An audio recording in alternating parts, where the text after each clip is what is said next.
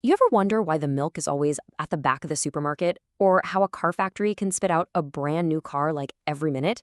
Well, it's not magic. It's actually a science called facilities layout. It's this hidden design that shapes pretty much every space we use, and it's all about one thing: maximum efficiency. And I promise, once you see it, you're going to start noticing it everywhere. So let's pull back the curtain. So here's what we're going to cover. First, we'll look at the seriously high cost of getting this all wrong. Then, we're going to dive into the four main blueprints for layout design. I'll show you the detective work that goes into mapping out the perfect flow. We'll also see how a plan actually becomes reality, and we'll wrap up with why this hidden design truly matters so much. All right, before we get into all the smart solutions, we've really got to understand the problem. I mean, what happens when a layout is just a mess?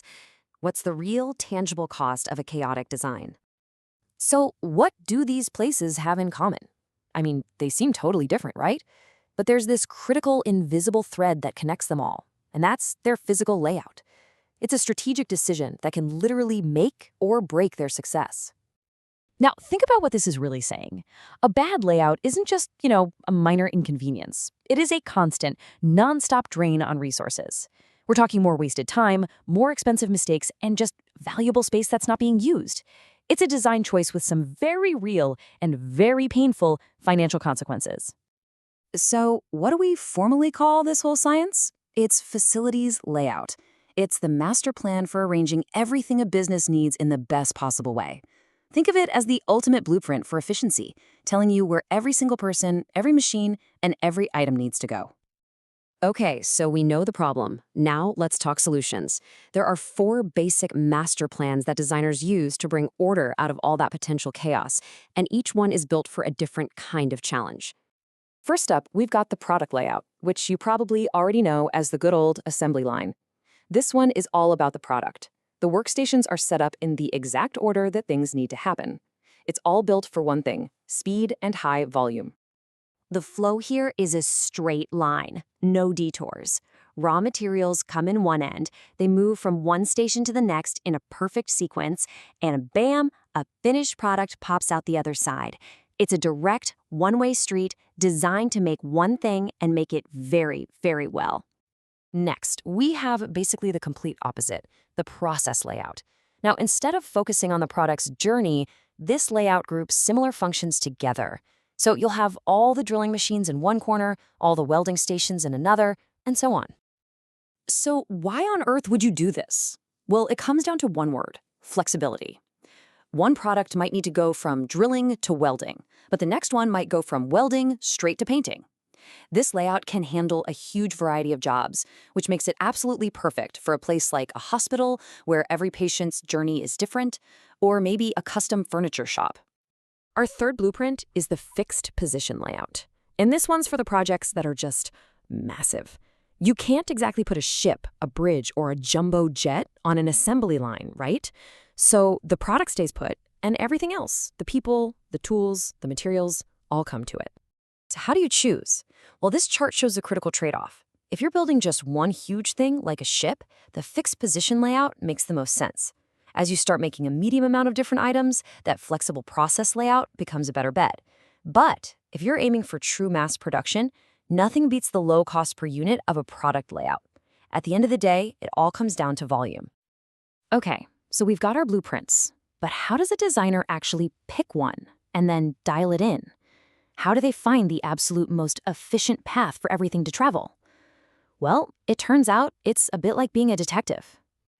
No, seriously, I wasn't kidding about the detective work. The real heart of layout design isn't just drawing boxes on a map. It's about getting in there and analyzing the flow of materials. Designers have to track every single movement to find those bottlenecks, those wasted steps, and those hidden opportunities for a smoother, faster path.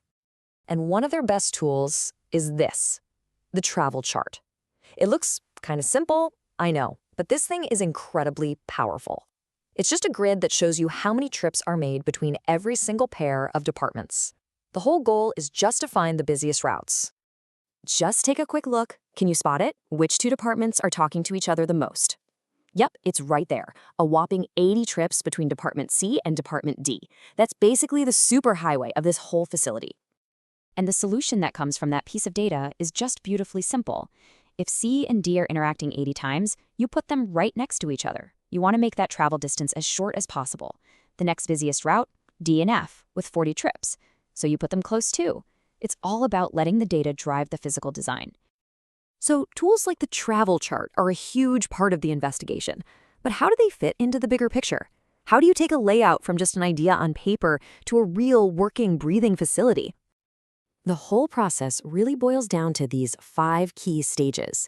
You start by gathering data. What are we making and how much of it? Then comes that detective work, analyzing the flow. From there, designers cook up several different options because there's hardly ever just one perfect answer. They weigh the pros and cons, they pick the best compromise, and finally, they oversee the installation.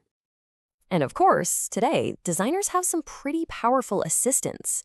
Computer programs can crunch all these complex relationships way faster than any person ever could. Programs with names like ALDAP and Corelap are awesome for building a layout from a totally blank slate. And others, like Craft, are designed to take an existing layout and find ways to make it even better by digitally swapping departments around to find the most efficient setup. Okay, we have covered the problems, the blueprints, and the process. So let's bring it all home. Let's talk about the tangible, powerful benefits that come from getting this right. What's the real payoff here?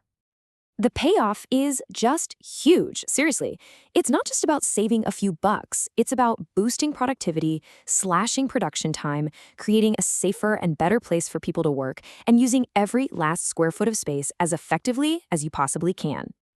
So you see, this isn't just some abstract concept for factories. It is truly, absolutely everywhere. It's in the design of an emergency room, laid out to save precious seconds. And yes, it's the reason the milk and eggs are at the very back of the grocery store, forcing you to walk past thousands of other products just to get there. It's the invisible architecture of our daily lives. So I'll leave you with this to think about. Now that you can see this hidden design language all around you, what's one space, your office, maybe your kitchen, that local coffee shop, whose layout you would totally change, and why?